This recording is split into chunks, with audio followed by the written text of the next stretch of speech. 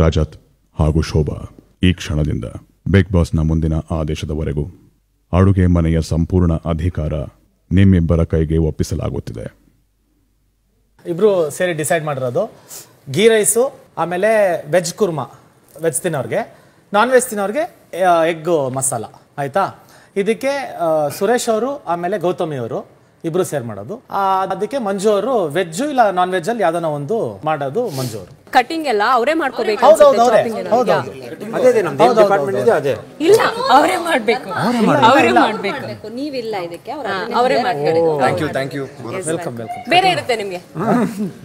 ಅದು ಅಡ್ಗೆ ಮನೆ ಡಿಪಾರ್ಟ್ಮೆಂಟ್ ಅಷ್ಟೇನೆ ನಿಮ್ದು. ಅಡ್ಗೆ ಮನೆ ಡಿಪಾರ್ಟ್ಮೆಂಟ್ ಅಷ್ಟೇ. ಗೊತ್ತಿಲ್ಲ, ಇನ್ನು ಹೇಳ್ಬೋದೇನೋ. ಬಿಗ್ ಬಾಸ್ ಚಾನ್ಸೇ ಇಲ್ಲ. ಚಾನ್ಸ್ ಯಾಕಿಲ್ಲ?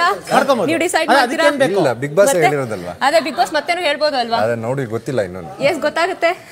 ನೋಡೋಣ. Yes. Big Boss, Big Boss, Big Boss, Big Boss.